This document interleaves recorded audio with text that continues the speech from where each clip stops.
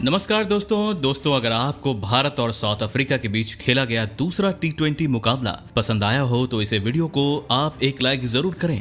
इस वीडियो का like target 400 like है, तो इस वीडियो का आप दिल से लाइक जरूर करें। दोस्तों, भारत और साउथ अफ्रीका के बीच खेली जा रही 5 मैचों की T20 श्रृंखला के दूसरे और सबसे रोमांचक T20 मुकाबले में फिर एक बार भारत और साउथ अफ्रीका की टीम एक दूसरे से भिड़ी। इस रोंगटे खड़े कर देने वाले मुकाबले में साउथ अफ्रीका के कप्तान तेम्बा बुवामा ने टॉस जीता और पहले गेंदबाजी का फैसला किया और भारतीय टीम को पहले बल्लेबाजी के लिए आमंत्रित किया। इसके बाद जो रनों की बारिश करने के इरादे से भारतीय टीम की तरफ से 2 बेहतरीन फॉर्म में चल रहे ओपनर बल्लेबाज मैदान में उतरे। ऋतुराज गायकवाड़ और ईशान किशन के कंधों पर भारतीय टीम को इस महामुकाबले में एक विस्फोटक ओपनिंग शुरुआत दिलाने की एक बड़ी जिम्मेदारी थी, लेकिन साउथ अफ्रीका के गेंदबाजों ने भारतीय टीम की इन उम्मीदों को शुरुआती ओवरों में ही तोड़ दिया और पारी का पहला ओवर डालने आए कागिसो रबाडा ने ऋतुराज गायकवाड़ को केशव महाराज के हाथों कैच आउट करा दिया।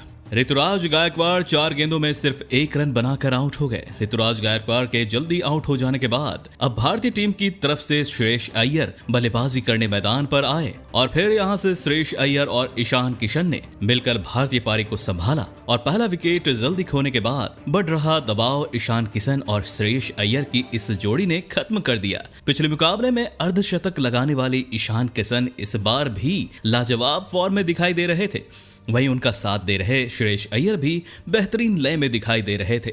ईशान किशन और श्रेयस अय्यर ने मिलकर लगभग पारी के 6वें ओवर तक बल्लेबाजी करे और अपनी टीम को 48 रनों तक पहुंचाया, लेकिन फिर पारी का 7वां ओवर डालने आए एंड्रिक नोरकिया ने सेट हो चुके ईशान किशन को रासी वैन डर दुशेन के हाथों कैच आउट करा दिया। ईशान किशन 21 गेंदों में 34 रन बनाकर आउट हो गए। सेट बल्लेबाज के आउट हो जाने के बाद अब साउथ अफ्रीका की गेंदबाजी के पास इस मुकाबले में वापसी करने का एक बढ़िया मौका था, लेकिन जब भारतीय कप्तान ऋषभ पंत बल्लेबाजी करने मैदान पर उतरे, लेकिन इस बार भारतीय कप्तान ऋषभ पंत भी कोई बड़ी पारी नहीं खेल के दिखा पाए और पारी का 10वां ओवर डालने आए केशव महाराज ने ऋषभ पंत को रासी वैन डर दुसेन के हाथों कैच आउट करा दिया। भारतीय कप्तान ऋषभ पंत 7 गेंदों में बस 5 रन बनाकर ही आउट हो गए। ऋषभ पंत जैसे महत्वपूर्ण बल्लेबाज को खोने के बाद अब भारतीय टीम के ऊपर दबाव बढ़ने लगा था। एक छोर पर श्रेयस अय्यर पूरी तरह सेट हो चुके थे, लेकिन दूसरी तरफ से अब किसी न किसी को उनका साथ निभाना था।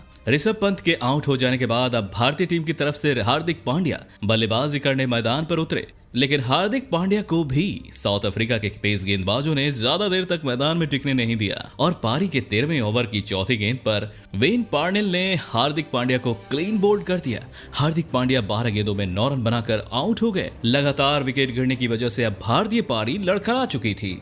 इसके बावजूद एक छोर पर श्रेयस अय्यर डट के मुकाबला कर रहे थे, लेकिन फिर पारी के 14वें ओवर में गेंदबाजी डालने आए ड्वेन पिटोरियस ने सेट हो चुके श्रेयस अय्यर को विकेट कीपर हेनरी क्लासेन के हाथों कैच आउट करा दिया। श्रेयस अय्यर 35 गेंदों में 40 रन बनाकर आउट हो गए। श्रेयस अय्यर जैसे बड़े खिलाड़ी को एक अहम मौका पर खो देने के बाद भारतीय बल्लेबाजी पर साउथ अफ्रीका की गेंदबाजी हावी होने लगी थी। अब भारतीय टीम की तरफ से अक्षर पटेल और वहीं उनका साथ देने दिनेश कार्तिक मैदान पर उतरे, लेकिन अक्षर पटेल को भी साउथ अफ्रीका के गेंदबाजों ने ज्यादा देर तक मैदान में नहीं टिकने दिया और एनरिक नोरकिया ने अक्षर पटेल को क्लीन बोल्ड कर दिया। अक्षर पटेल 11 गेंदों में 10 रन बनाकर आउट हो गए। साउथ अफ्रीका के गेंदबाजों ने इस मुकाबले में अब पूरी तरह भारतीय टीम को बैकफुट पर ढकेल दिया था। भारतीय टीम में ज्यादा से ज्यादा अब 120 रन स्कोर बोर्ड पर लगाती दिख रही थी, लेकिन फिर अंत के ओवर में दिनेश कार्तिक ने ऐसे लाजवाब बल्लेबाजी करके दिखाए जिसने सभी को आश्चर्य कर दिया। दिनेश कार्तिक ने इस मुकाबले में लगभग 140 के स्ट्राइक रेट से बल्लेबाजी कर रहे थे। दिनेश कार्तिक ने इस मुकाबले में 21 गेंदों में 30 रन की लाजवाब पारी खेली और इसी के बदौलत भारतीय टीम 148 रनों का लक्ष्य साउथ अफ्रीका की टीम के आगे रख पाए। इसके बाद भारतीय टीम से मिले 149 रनों के लक्ष्य का पीछा करने साउथ अफ्रीका के 2 दिग्गज ओपनर बल्लेबाज मैदान में उतरे। साउथ अफ्रीका के कप्तान तेम्बा बुवामा और रीजा हेंड्रिक्स के कंधों साउथ अफ्रीका की टीम को इस महामुकाबले में एक लाजवाब ओपनिंग शुरुआत देने की बड़ी जिम्मेदारी थी, लेकिन इस बार भारतीय गेंदबाजों ने साउथ अफ्रीका की इन उम्मीदों को शुरुआती ओवर में ही तोड़ दिया और पारी का पहला ओवर डालने आए भुवनेश कुमार ने रीजा हेंड्रिक्स को क्लीन बोल्ड कर दिया। रीजा हेंड्रिक्स 3 गेंदों में 4 रन बनाकर आउट हो गए। पहला विकेट जल्दी खोने के बाद अब साउथ अफ्रीका की टीम की तरफ से ड्वेन पिटोरियस को बल्लेबाजी करने मैदान में भेजा गया, लेकिन इस बार पिटोरियस को भारतीय गेंदबाजों ने ज्यादा देर तक मैदान में नहीं टिकने दिया और पारी के तीसरी ओवर में भुवनेश कुमार ने पिटोरियस को आवेश खान के हाथों कैच आउट करा दिया। ड्वेन पिटोरियस 5 गेंदों में 4 रन बनाकर आउट हो गए। तो वहीं उनके तुरंत ही बाद बल्लेबाजी करने आए रस्सीवन-डर दुस्से को भी भुवनेश कुमार ने ज्यादा हाथ खोलने का मौका ही नहीं दिया और इसी के चलते बड़ा शॉट खेलने के चक्कर में रस्सीवन-डर दुस्से पारी के छठे ओवर की तीसरी गेंद पर क्लीन बोल्ड हो गए। रस्सीवन-डर दुस्से 7 गेंदों में 1 रन बनाकर आउट हो गए। भुवनेश कुमार की लाजवाब गेंदबाजी की वजह से अब शुरुआती ओवरों में ही साउथ अफ्रीका की टीम बहुत ही बड़े दबाव में फंसी गई थी। साउथ अफ्रीका की टीम ने लगभग 30 रनों के भीतर ही अपने 3 बड़े खिलाड़ियों को खो दिया था।